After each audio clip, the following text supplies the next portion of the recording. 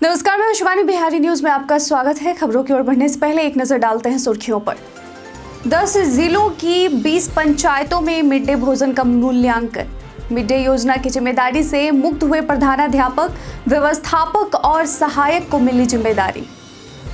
बिहार में खेल मैदान निर्माण की शुरुआत। 6808 पंचायतों में खेल मैदान बनाए जाएंगे। 2025 तक मैदान निर्माण होगा पूरा। एस सिद्धार्थ करेंगे शिक्षकों को वीडियो कॉल से सचिव करेंगे स्कूल का निरीक्षण। शिक्षा विभाग के मुख्य सचिव ने कॉन्टैक्ट नंबर किया जारी। सीएचओ पेपर लीक का मास्टरमाइंड गिरफ्तार। ईओयू ने रवि भूषण को पकड़ा। 36 जालसाजों को भी किया गया था गिरफ्तार। बुमराह के खिलाफ मैकसविनी की रणनीति। गाबा में बुमराह को टक्कर देंगे मैकसविनी को बुमराह ने 3 बार किया है आउट। अब चलिए बढ़ते हैं शाम तक की बड़ी खबरों की ओर विस्तार से। बिहार के 10 जिलों के 20 ग्राम पंचायतों में मध्याह्न भोजन योजना का विशेष मूल्यांकन किया जाएगा। इसके लिए शिक्षा विभाग के अधिकारियों को स्कूलों का निरीक्षण करने की जिम्मेदारी दी गई है।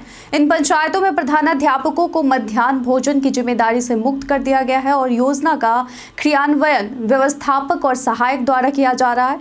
निदेशक विनायक मिश्र ने आदेश पत्र जारी कर 10 पदाधिकारियों को अलग अलग जिलों की जिम्मेदारी दी है। अगर यह पायलट प्रोजेक्ट सफल रहता है तो राज्य के अन्य स्कूलों में भी यही व्यवस्था लागू की जाएगी। इन जिलों में मधुबनी, दरभंगा, मुजफ्फरपुर, वैशाली, पूर्णिया, भागलपुर, लखीसराय, गया, पूर्वी चंपारण और औरंगाबाद शामिल है।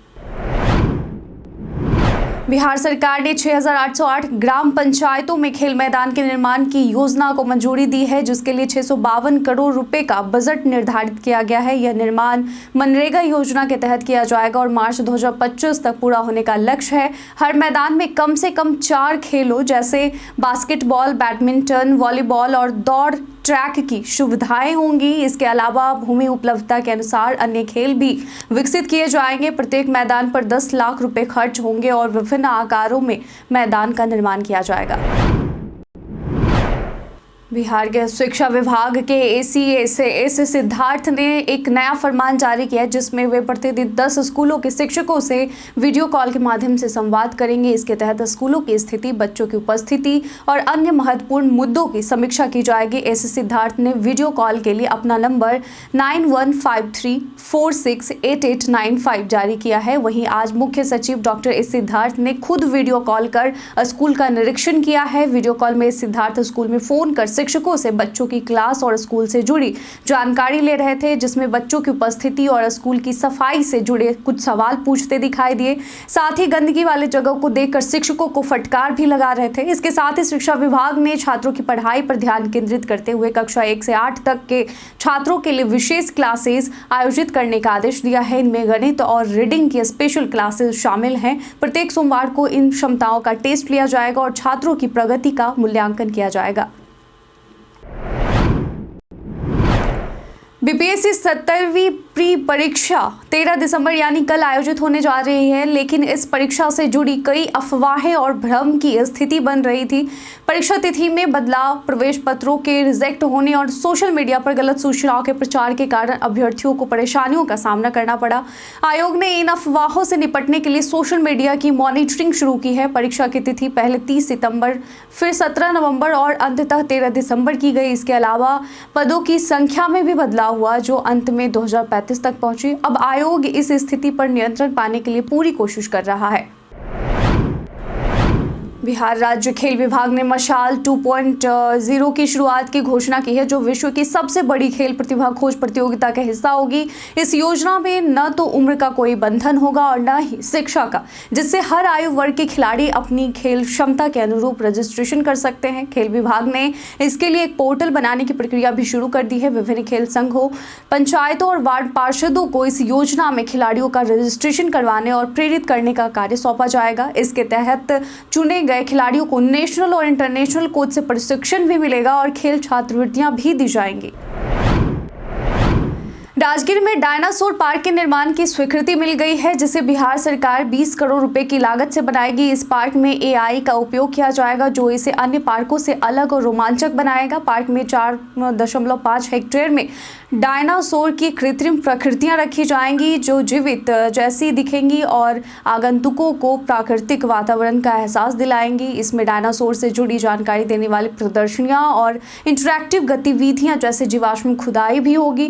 पार्क में बैठने की जगह, जलपान स्टॉल और शौचालय जैसी सुविधाएं भी उपलब्ध होगी। बिहार के फुलवाड़ी शरीफ में महावीर मंदिर न्यास द्वारा महावीर बाल कैंसर अस्पताल खोला जा रहा है, जो देश का पहला अस्पताल होगा जो केवल बच्चों में होने वाले कैंसर के उपचार पर केंद्रित होगा। मुख्यमंत्री नीतीश कुमार ने आज 12 दिसंबर को इस अस्पताल का शिलान्यास किया। साथ ही महावीर बाल कैंसर अस्पताल के शिलान्यास के अवसर पर सभी धर्मों के गुरु भी उपस्थित रहे। अस्पताल में 18 वर्ष तक के बच्चों का इलाज मुफ्त किया जाएगा। वर्तमान में महावीर कैंसर संस्थान में बच्चों के लिए अलग वार्ड है, लेकिन बेड की कमी होती है। हर साल देश में 50,000 से ज्यादा बच्चे कैंसर के शिकार होते हैं और इस अस्पताल की स्थापना से कैंसर के उपचार में नई उम्मीद मिलेगी।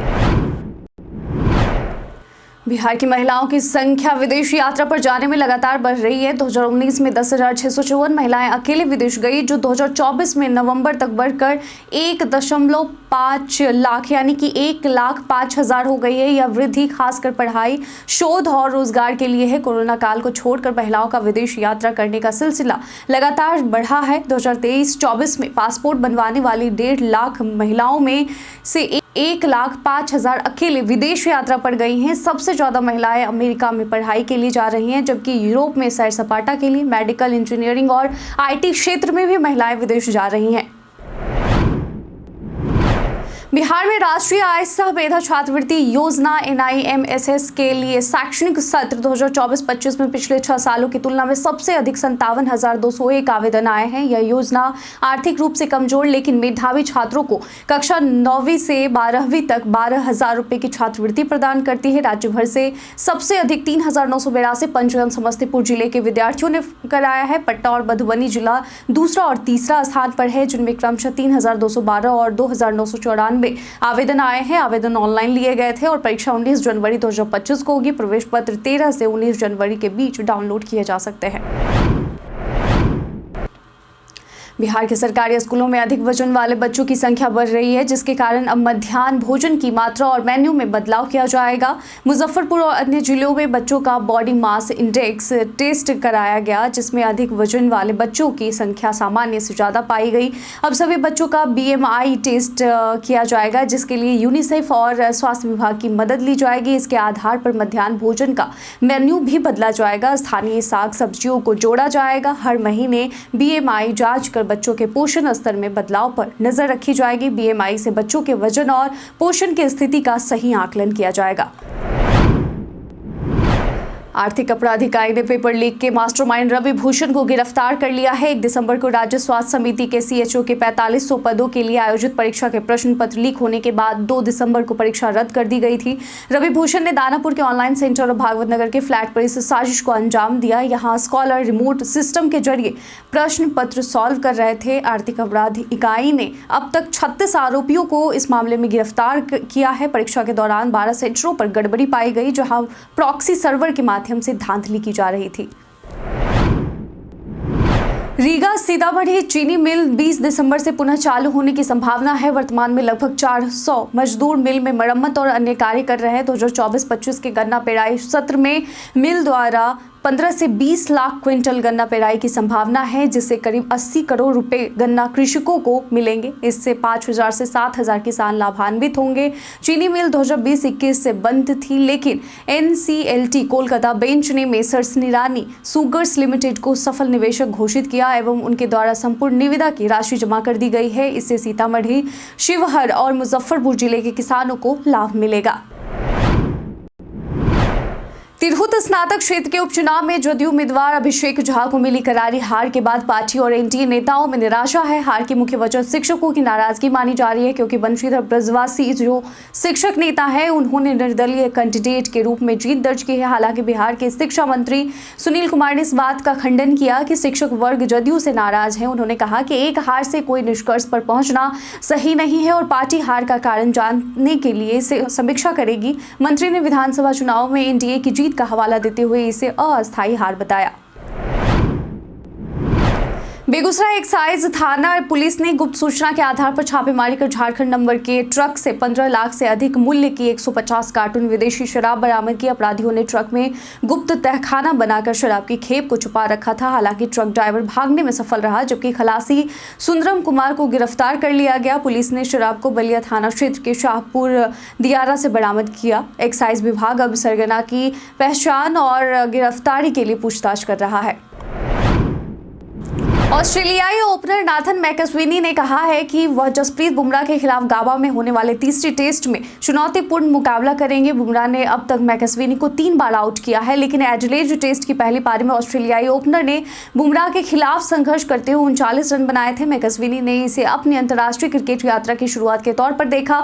उनका मानना है कि बुमराह जैसे क्लास बॉलर के खिलाफ खेलना एक बेहतरीन अनुभव था और गाबा में वह बुमराह के खिलाफ बेहतर प्रदर्शन करने की उम्मीद रखते हैं। गाबा टेस्ट 14 दिसंबर से शुरू होने वाली है। बीते दिन हमारे द्वारा पूछे गए सवाल का आप लोगों में से बहुत लोगों ने अपना जवाब में कमेंट सेक्शन में लिख कर दिया था। जिन्होंने पूछे गए सवाल का जवाब दिया उनके नाम है नरेंद्र कुमार, राम बाबू दास, नीतीश कुमार, अनवर करीम खान, जितेंद्र ठाकुर, रवि मोहन वर्मा, उमेश ऋषिदेव, स्मृति ईरानी, मोहम्मद शाकिर हुसैन और संजय कुमार। इसके साथ ही बढ़ते हैं आज के सवाल की ओर। आज का सवाल है कि आपको लगता है कि बाल कैंसर के इलाज के लिए अधिक शोध और नई चिकित्सा पद्धतियों की आवश्यकता है? अपना जवाब में कमेंट सेक्शन में लिखकर जरूर बताएं। आज के बुलेटिन में बस इतना ही। धन्यवाद।